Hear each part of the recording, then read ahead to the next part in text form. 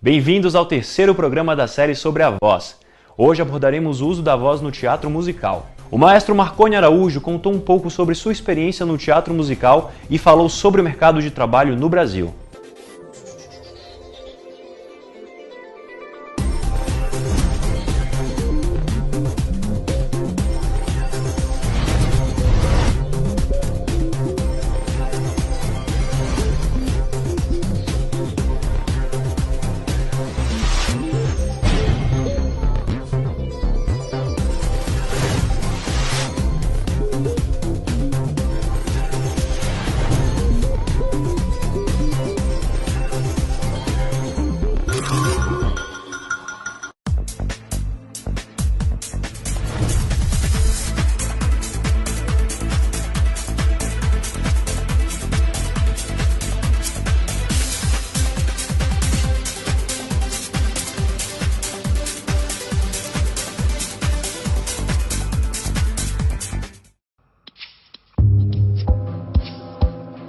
Bom, eu acho que o cantor de teatro musical, ele é um cantor multiartista, ele é uma persona muito diferente do que a gente tem no Brasil, na visão dos atores brasileiros. Comparado, por exemplo, aos Estados Unidos, onde a formação do ator é muito mais de multiartista e a vivência do ator, não só nos Estados Unidos, em outros países também, a vivência do ator desde o high school, desde começando mesmo como crianças, eles já aprendem que a arte é uma coisa muito mais ampla.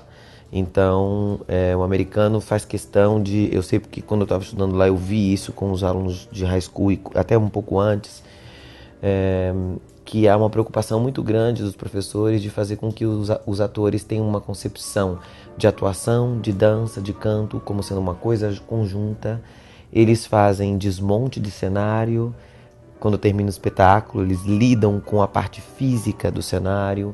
Alguns deles trabalham com iluminação, outros trabalham com colocação de microfones, outros... Então, há uma visão muito mais ampla. E quando o cara chega no college ou para fazer um curso de canto, ou mesmo fazer uma aula particular, ele já passou por isso antes. Então, ele não vai entrar no musical sem saber o que é. A nossa realidade é que atores que vêm fazer teste para musical, acabei de fazer agora 2 testes para musical, 2 audições, são atores que não têm a mínima ideia do que vão fazer, eles não têm nenhum preparo, eles não trazem material adequado para uma audição. Então, tudo isso são problemas que a gente tem que solucionar no Brasil. O teatro musical no Brasil já tem um bom tempo, já tem 10 anos, mais de 10 anos. Então, de lá para cá, alguns atores começaram a perceber que existe um mecanismo para se audicionar, que existe um preparo, que existe um material que tem que ser levado, uma partitura ou várias partituras de acordo com o que foi pedido pela banca da audição. Tem que haver um preparo como ator, tem que haver um preparo como cantor e às vezes como bailarino também. Então, hoje em dia nós já temos isso, mas ainda temos muitos atores que não têm essa formação. Então, existe uma coisa chamada audition class nos Estados Unidos, onde você aprende como audicionar. Aqui no Brasil a gente não aprende. Então, eu particularmente, quando o ator vem e tem talento, às vezes eu paro um pouco e digo para ele, olha, você vai voltar no callback, mas da próxima vez você não vai fazer isso, você não vai fazer aquilo, você não vai tentar fazer isso dessa forma, ou você vai mudar esse figurino não tá bom para você. Você vai trazer esta música e não esta. Eu tento orientar e dar uma espécie de audition class na primeira fase, fazer com que ele volte no callback mais bem preparado. Que aí eu também estou ajudando esse cara a entender como funciona o métier. Porque às vezes é o mais difícil, às vezes talento, no brasileiro tem muito, mas não basta isso. Tudo é igual nessa minha aldeia, sempre está nesta mesma paz. De manhã, quando se levantam, prontos pra dizer: abre os teus umbrais e as secretas espirais, fantasias transbordando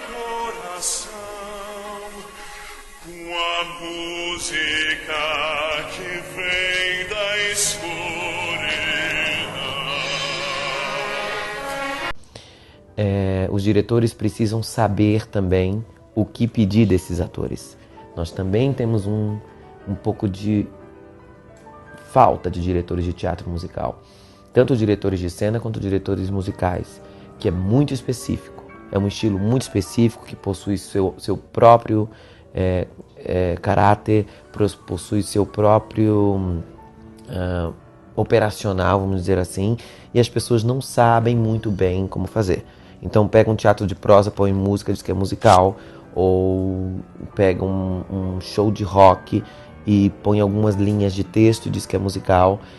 Na verdade, a gente pode até chamar isso de musical, mas a linguagem de teatro musical que deriva do teatro inglês, que vem do teatro burlesco, que é misturado um pouco com opereta, essa tradição é um estilo, assim como Brecht assim como Shakespeare é um estilo, né? Uma maneira de se fazer. Então as pessoas precisam conhecer isso. E ainda estamos lutando um pouquinho no Brasil para fazer as pessoas conhecerem. Não é um estilo que vem engessado dos Estados Unidos ou de Londres ou de algum lugar, pelo contrário, é uma peça como outra qualquer, uma obra como Romeu e Julieta, que vem para cá e para ser encenada, mas existem algumas regras para serem mantidas. E essas regras é que fazem com que a integridade da obra seja respeitada, os direitos da obra sejam respeitados. Também temos aí uma lacuna ainda. O brasileiro é muito criativo, quer inventar muito, então às vezes a gente entra numa deturpação. Belting, técnicas para teatro musical, legit, são coisas novas no Brasil. Com esse ambiente todo, o ator que vai fazer uma audição, ele fica muito perdido. Então ele não sabe se ele audiciona para uma banca de gringos ou se ele audiciona para uma banca de brasileiros, se ele canta um MPB, se ele canta música soul, se ele canta Beyoncé, se ele canta uma música do musical, né? Ele está muito perdido nesse sentido. Então a gente precisa ensinar um pouco esse ator, porque às vezes ele não entra simplesmente por falta de conhecimento. Isso é muito interessante, porque assim, se o meu professor soubesse que ele estava me dando aula, para eu dar aula de teatro musical, acho que ele jamais teria me dado aula. Porque é um professor italiano, lírico, com uma cabeça voltada para esse estilo. Então, eu acho que ele não teria me dado aula. Também naquele momento eu não sabia que eu me tornaria um profissional de teatro musical, porque era muito distante o teatro musical no Brasil. Eu não achava que realmente viesse teatro musical para o Brasil. Mas eu tinha um grupo em Brasília de alunos dentro de dois ensembles, um ensemble feminino e um ensemble masculino, que gostavam muito de cantar pop, soul, MPB, musical theater, todos os estilos um pouco que juntos. E isso fez com que eu tivesse que abrir um pouco o meu leque. Até pelo fato do grupo ter essa identidade, eu busquei, pesquisei muito a respeito de técnicas específicas para esses estilos. E eu descobri que há muita similaridade. Eu sou um cantor barroco, eu sou um contratenor barroco, né? Eu canto ópera barroca. E eu descobri que há muita similaridade entre o canto dos castrati, que eram os cantores mais importantes do barroco, os virtuosos do barroco, e o belting. Há uma similaridade muscular. E essa foi minha tese de mestrado. E essa similaridade me aproximou muito do teatro musical. E eu percebi que, dominando o teatro musical, eu poderia ter ferramentas para ajudar outros cantores de outros estilos a também desenvolverem suas vozes. Então, eu fui chegando num lugar que eu chamo de voz rica, ou base da voz rica, que é simplesmente uma voz que otimiza todos os seus ressonadores e toda a sua capacidade muscular. Através do conhecimento da musculatura, eu posso mudar a minha voz de acordo com o estilo que eu estou cantando. Então, quando eu cheguei nesse ponto, eu percebi que eu poderia dirigir qualquer estilo se eu estudasse o estilo, conhecendo essas musculaturas. O Brasil agora está com uma leva de teatro musical muito grande. Nós temos em São Paulo, às vezes, 4, 5, 6 grandes musicais acontecendo ao mesmo tempo. Nós temos elenco para isso. Então, é muito interessante para mim que eu tenha profissionais prontos para fazer isso.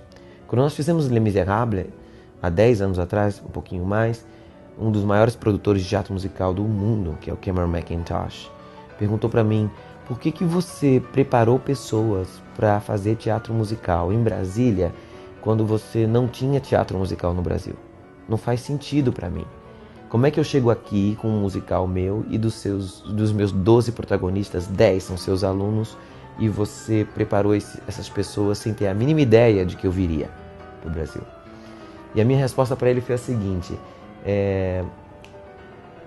teatro musical é uma tendência mundial, porque é um teatro que chega muito próximo das pessoas e tem uma característica muito importante: é cantado na língua pátria.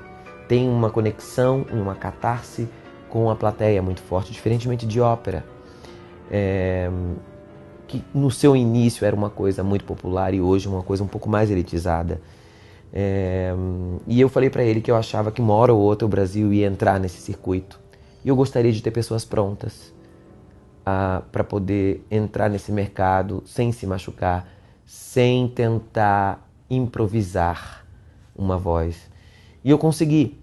E essas pessoas que estavam dentro desse espetáculo terminaram se tornando os professores dos alunos de hoje. Então, nós temos hoje em São Paulo, pelo menos, bons preparadores vocais, bons preparadores coach de atuação e bons preparadores de dance theater que podem preparar qualquer profissional que venha do Nordeste, de Tocantins, do Sul, de qualquer lugar do Brasil para ser um bom profissional. Nós temos esses profissionais já.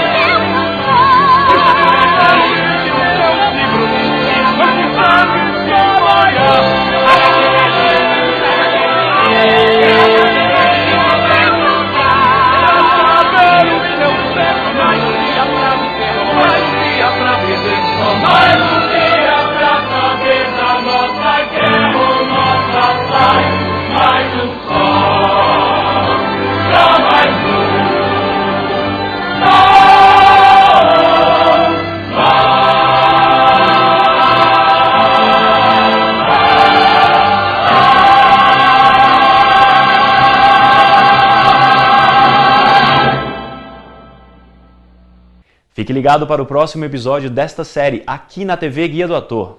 Até lá!